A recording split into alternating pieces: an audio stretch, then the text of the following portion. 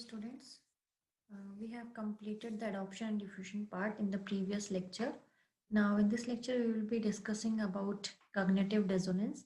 This we have discussed in brief in the earlier slides too, in chapter 1, unit 1. Now what exactly the cognitive dissonance is? It occurs when a consumer has a conflicting thought about a belief or an object. When we do a purchase and we have some conflicting views about that particular purchase, then there will be a cognitive dissonance.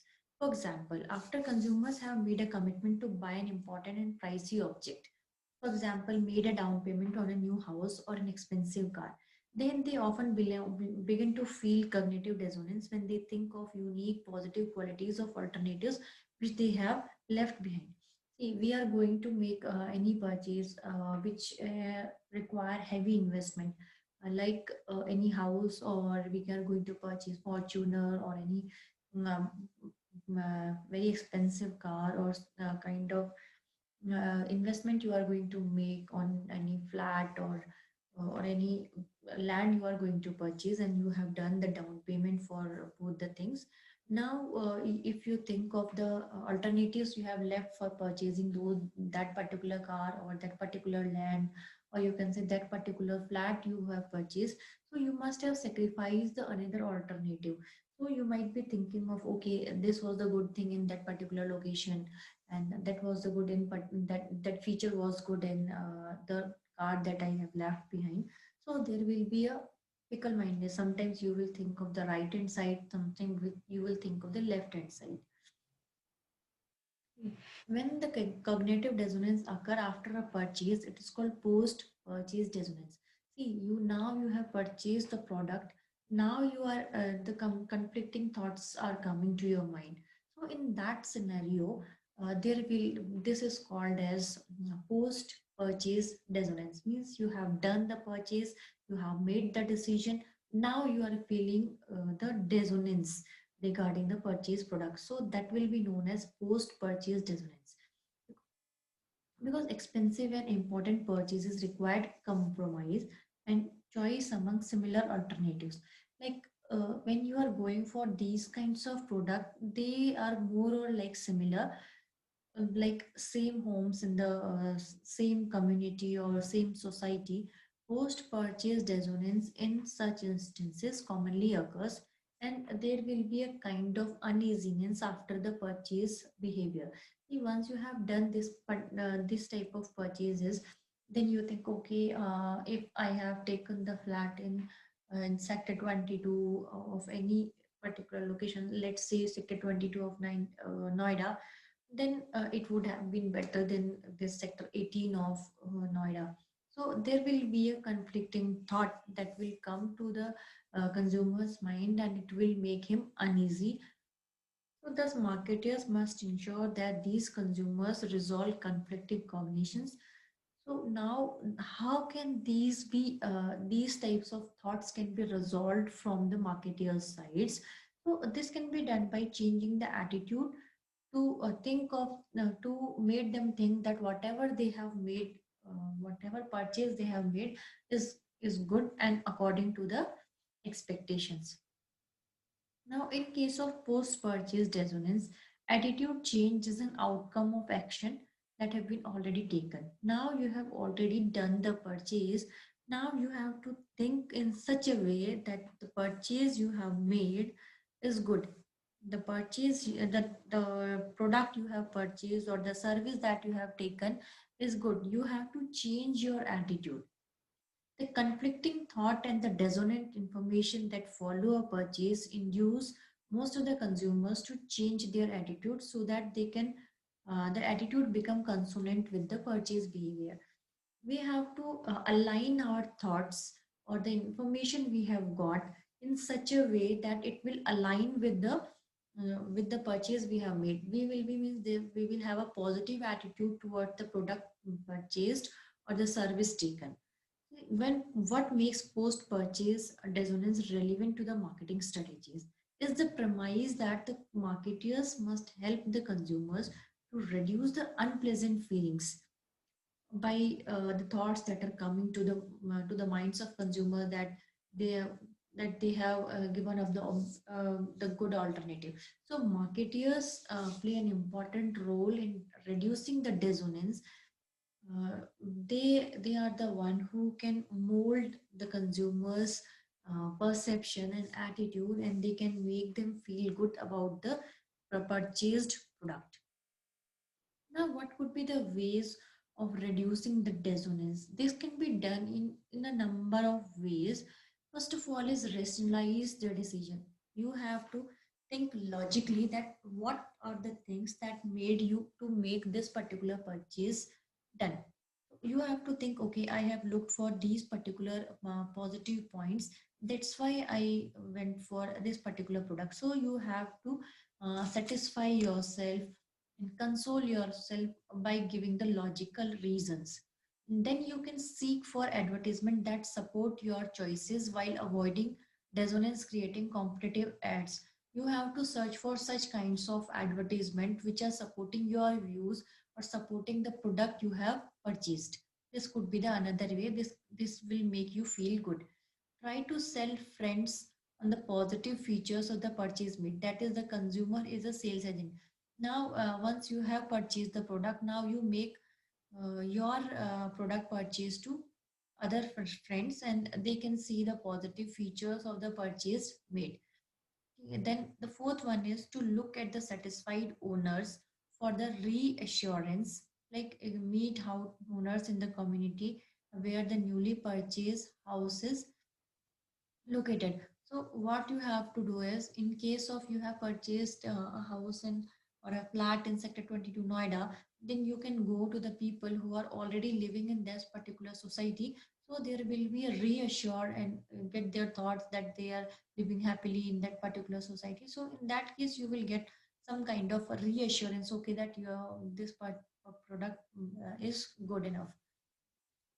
Now, for example, a young man who has just purchased an engagement ring for his girlfriend and then sees that a following magazine ad, how can you make 2 months' salary last forever? See, now engagement ring is a costly thing or a pricey thing. Now a person has made the purchase. After the purchase has been done, there is an ad in a magazine which shows that how can you utilize these 2 months salary so that you will uh, get in a later stage or it will stay with you forever. So now the purchase has been already done. Now how it can be reduced? See, the purchase was very expensive and the groom to be is likely to be experiencing dissonance. But the ad might relieve his conflicts because it says that although the engagement ring cost a great deal, see this particular he can think this in a different way. Like, how can the 2 months salary last forever? The engagement ring will be there with his girlfriend for the entire life. So he can reduce his dissonance by saying that although the engagement ring was very costly, but his bride will cherish it for rest of his life. So that 2 months salary will be lasting forever in terms of happiness. Now, researchers have discovered that there are different types of dissonance in the level of dissonance. The study of durables identified or durable consumer goods identified that there are three segments of dissonant consumers. They can fall into three categories. First one is the highly dissonant segment, means who are very disappointed with their uh, product purchase. Then the second one is are the ones who are low dissonance segment, means who are not very much dissatisfied or having conflicting thoughts, but little bit of uh, dissonance is there. Then the third segment is concerned about needing the purchase segment. This segment is, first one is the highly dissonant, second is which is a low dissonant, and the last one is who are concerned about the need of the purchase. So these are the three segments. Now consumers can try different ways to reduce these kind of dissonance, and they can do these kinds of thing on their own. In addition, consumer can reduce the dissonance himself along with The marketeers can also help consumers in doing through by projecting different kinds of ads, especially aimed at reinforcing the consumer decisions. So the marketers have to design the advertisement in such a way that that is reinforcing the positive attitude in the consumers who have already made the purchase. Now, for example, now complimenting consumers on their wise decisions. These are the certain ways with the help of which they can reduce the cognitive dissonance by complimenting the consumers on their wise decisions. So marketers can compliment the, oh, you have made a good purchase. This will be these are the good things. They can reinforce this kind of attitude. Then they can give stronger guarantees or warranties on the product purchase. So this will be an add-on, and it can reduce the dissonance if they are thinking they are lacking somewhere. So they can think of like, okay, we are getting the good guarantee or for longer warranties here. So this product is good. And the third one is increasing the number and effectiveness of the purchased related contacts. For example, the post purchase contact by retail agent to new home buyers who are waiting to close on the property. Now here we have to increase now the number of people and the effectiveness of the purchase related contacts. Yes, I have already shown that in the written in the slide that the post purchase contact by a retail agent is the new home buyers, means uh, those who are buying the new projects or new flats, those who are waiting, home buyers who are waiting to close on the property. So these are the certain things which can reduce the dissonance. Now providing more detailed information about the product while it is on the order. So this is also another way for reducing the cognitive dissonance by giving the detailed information about the product. Now, in reducing the dissonance, personal contact may be more effective than advertisement. See, reducing dissonance means this is there is a conflicting thought and that has been came into the mind of consumers. So now it has seen that the personal contact means your friends, neighbors, colleagues are the ones who are will be more effective in uh, reducing your dissonance rather than these the advertisement that has been shown in ads, because you will rely more on these personal contacts, or these contacts will be more reliable for you rather than these the advertisement that has been created by the marketers. And several studies indicated that most buyers believe that advertisers stretch the truth about their products in the promotion. So what exactly the marketers are doing? They are projecting the good things on the in the ad rather than focusing on the bad part of the project product.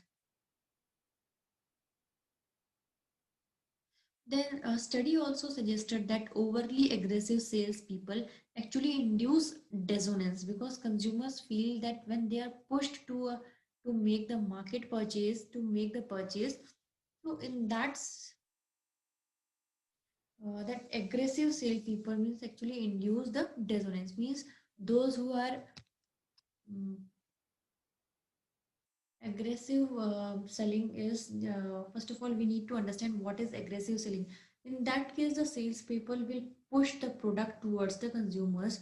Consumers are not at all interested in such type of product, but they are reducing they are pushing the products towards the so consumers. So in that case the they are inducing the dissonance, because consumer feel that these products are pushed towards them, they don't have need for such type of products. So conversely, skilled sales people can reduce the dissonance by providing the informants and reassurance, even turn the consumers into loyal consumers.